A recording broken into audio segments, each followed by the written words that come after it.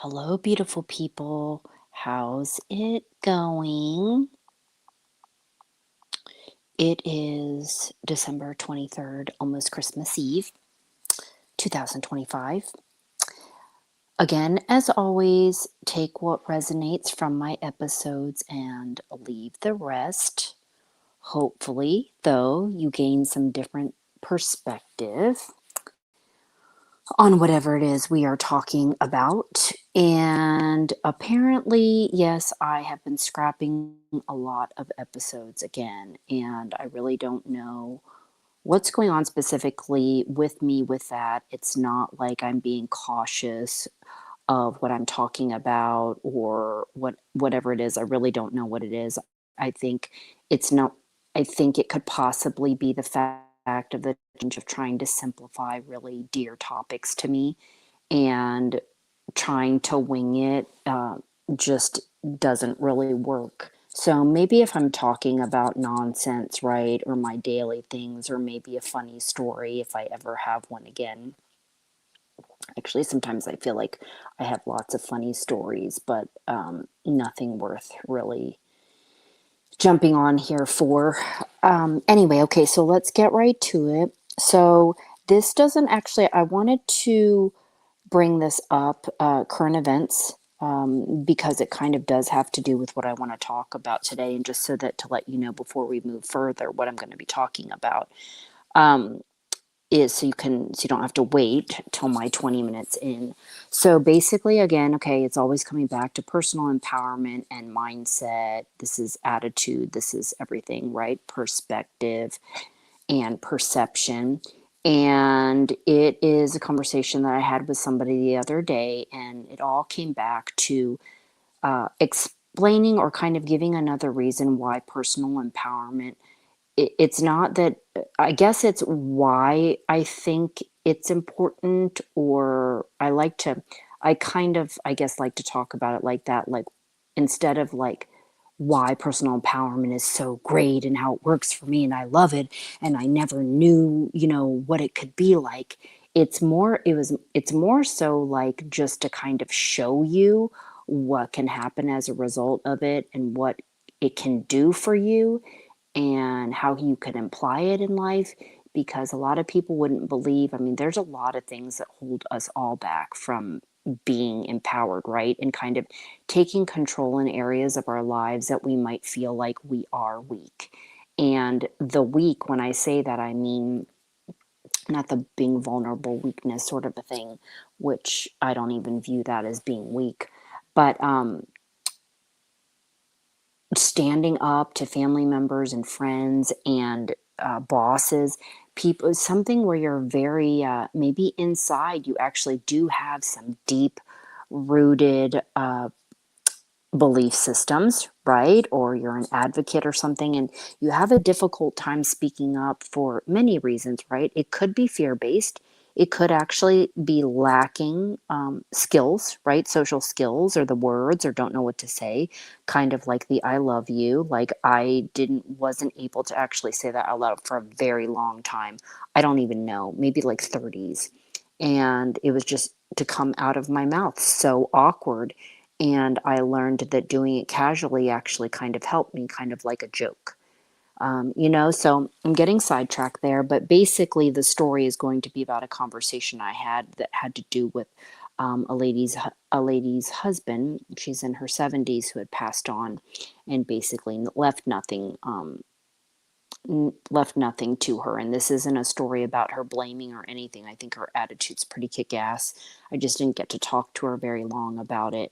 But that's what I wanted to talk about a little bit more, just a little bit more deeper. But current events, so basically, I don't, while I've had these dreams and stuff since I was a teenager about like how the world, like I wish that we were more, like the compassion and everythingness of like Thailand, right? Buddhism is a philosophy, but just kind of, not to say that they don't have problems, but just things like that coming out to America. These different types of philosophies that have been around for a really long time for those people that can't relate to Christianity or perhaps other religions, right? And so I've had these types of dreams, and on that note, I'm following, I think it's on Instagram. I think it's called Walk in Peace, and I think it's maybe about 10 monks, Thai monks, and they are walking from Texas to DC. I don't really know like what they're going to do there. Aside from the walking for peace, I don't know if like something's going to happen at the destination, but I just think it's rad that they are doing it. And of course being so opened and welcomed by other people, because again, this can kind of look like an obscure group of people if you aren't super educated on, who are these dudes and are they worshiping statues and why are they dressed like that, right? So there's like this um, old ways of thinking. I don't know to say old ways of thinking, just people that just don't know much about other cultures, right? And things that have been made fun of and all of this in our history. So I think it's just way more open now and people are exposed. And the fact that they are going around and even in their prayer type things that they're doing in English, it's kind of just an across the board, may we all find peace. This is our peaceful day.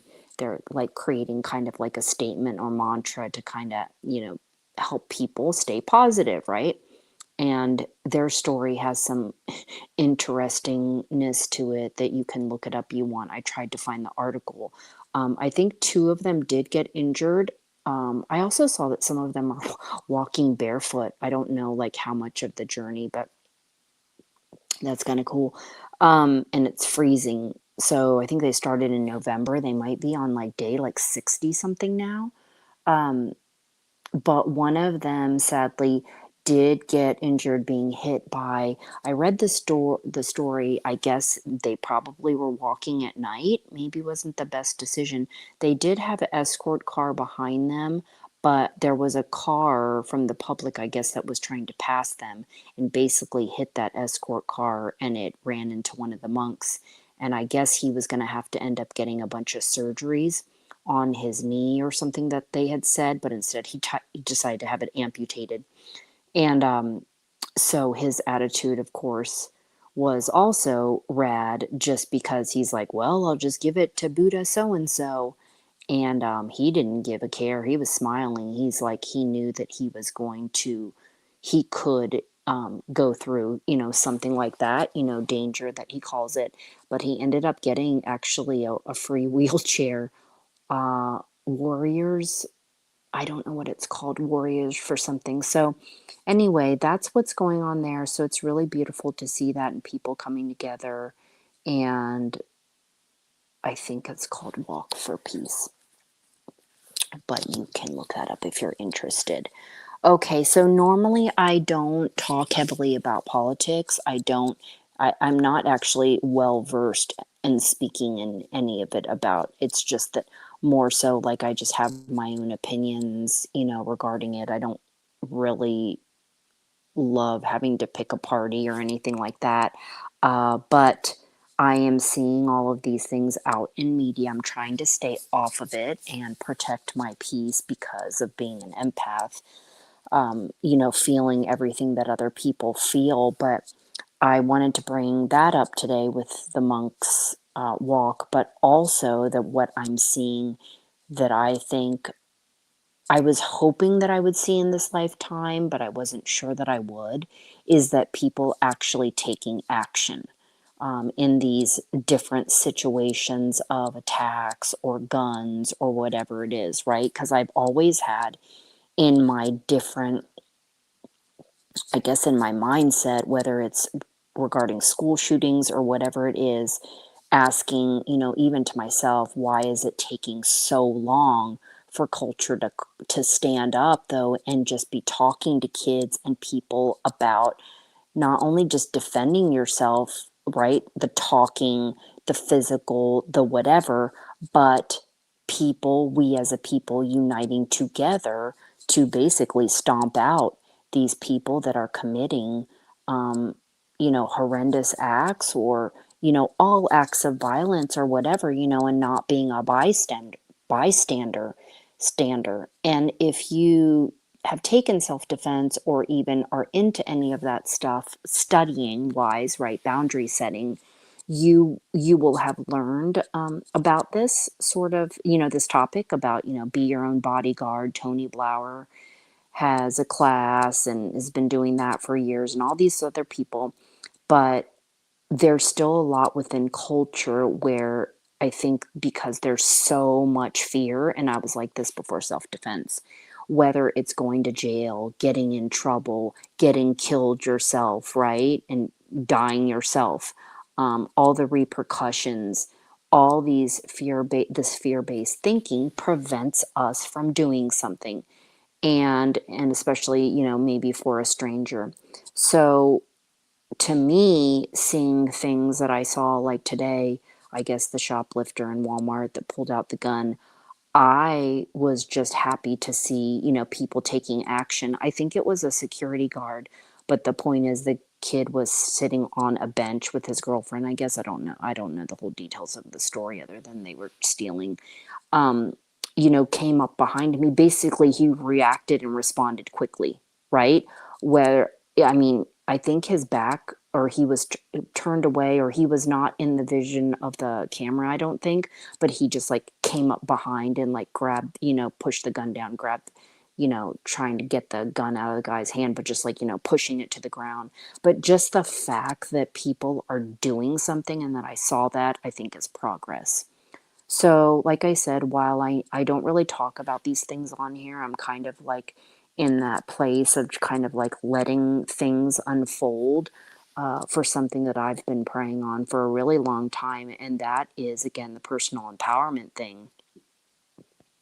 Okay, so this is just another example I'm going to go into of what I mean by okay, so the best way to put this isn't a really relationship example, but the reason I want to give this example is because culturally, growing up, depending on how you're raised, this whole focus on it's almost like the life goal to like kind of find somebody, right? Like get married or whatever is your love interest, and everything is beautiful and all good and whatever.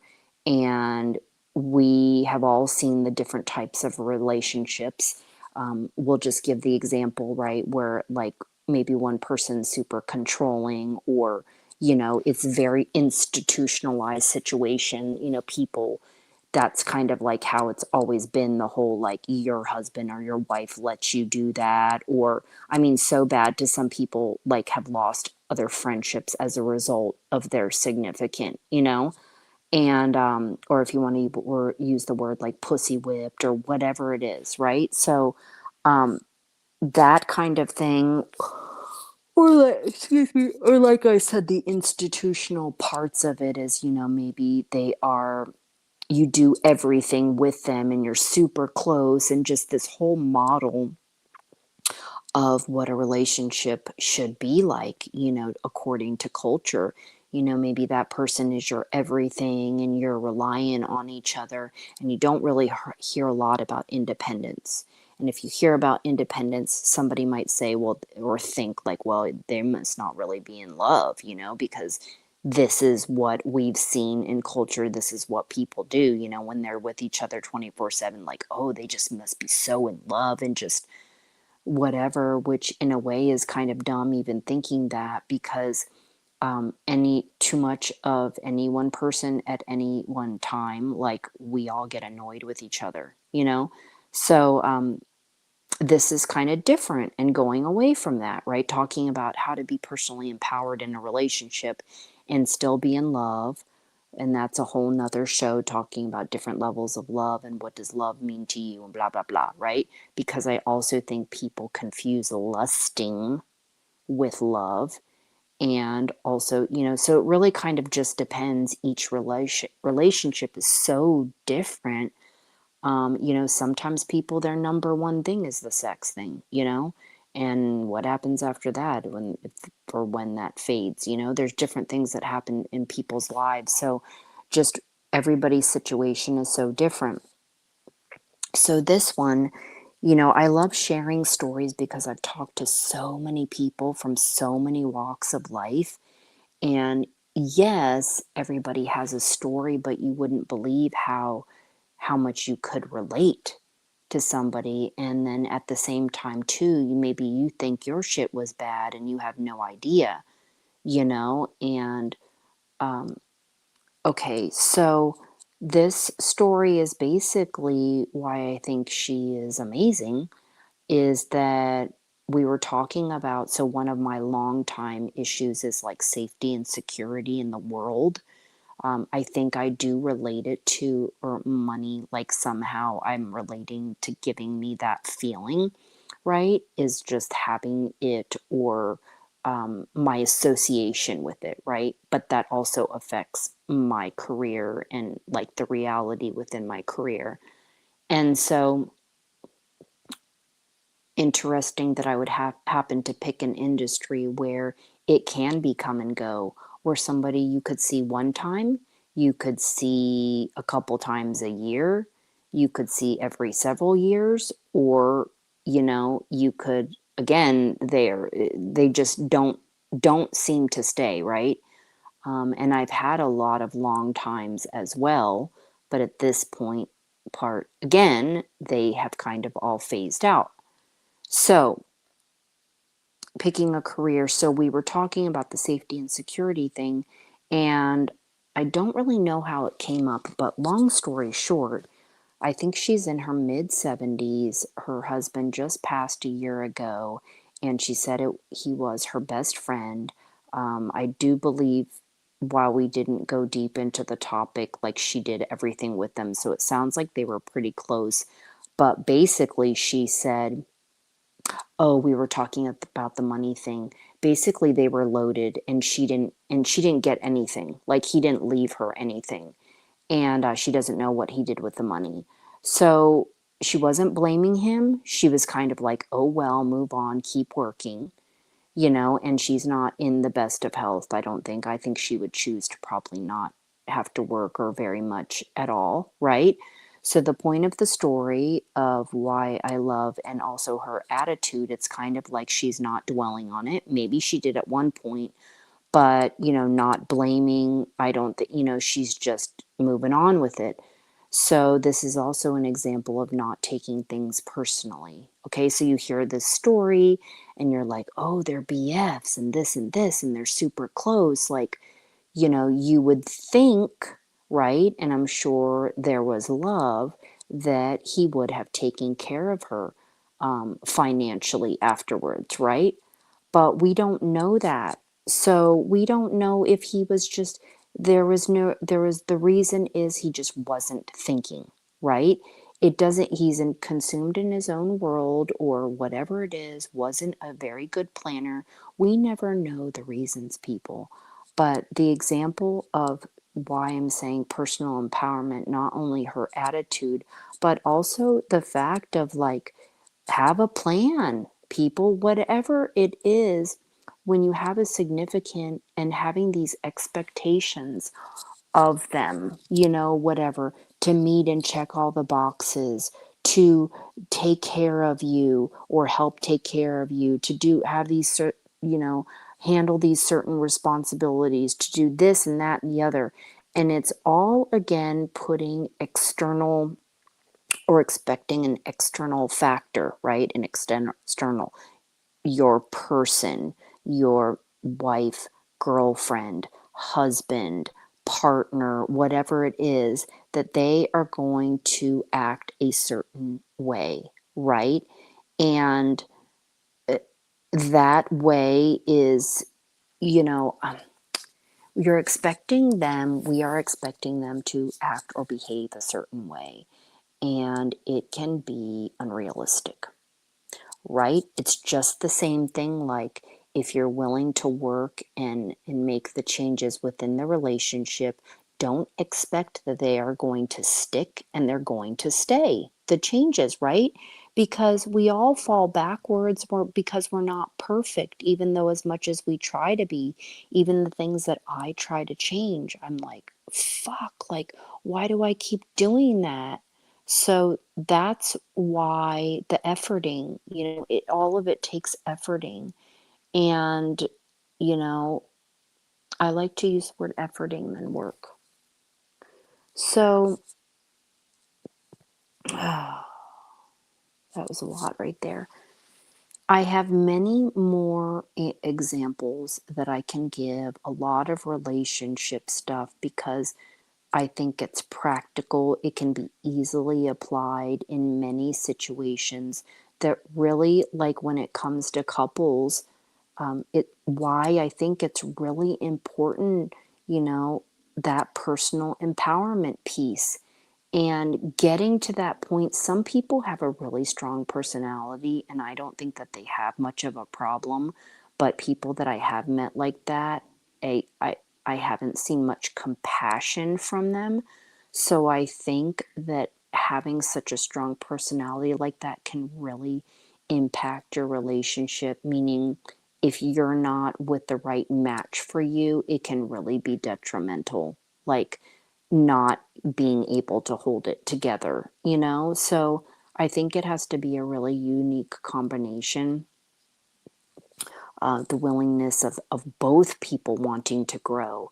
But, you know, sometimes people don't have a problem with this. And then, you know, other people like me, you know, who are and have always been learning. I mean, you have to be willing to learn and to look at yourself and see, you know, being open to criticism, for sure. And uh, I do know when you become more personally empowered, you just feel stronger, right? And I've learned that I can do life and I can stand on my own 2 feet despite all of my inner struggles that still feel like they're struggles, like it's residual in there, you know, like this damn safety security issue. So, however, I end up dealing with that, and I'm going back to thinking I'm going to reinvestigate uh, a previous flower essence company. But why I recommend them is like therapy without going, you know? So I don't know, people, if that's the answer, but it's still something I'm going to try and not give up on. So I'm going to go ahead and end this episode. I really hope this gives you some perspective. I can come up with more examples, of course, in the future, but I thought this is a really good one. And, you know, this person, she had a choice, whether she thinks about it or not, to stay stuck in that negative thinking, perhaps maybe blaming her husband or whatever it is, um, or moving along and just dealing with life. You kind of don't have a choice when you gotta keep going, or, you know, again, like it's almost like a survival, right? It's survival mode. So I will talk to you in the next video, and I will talk to you next time. Thanks for listening. Bye.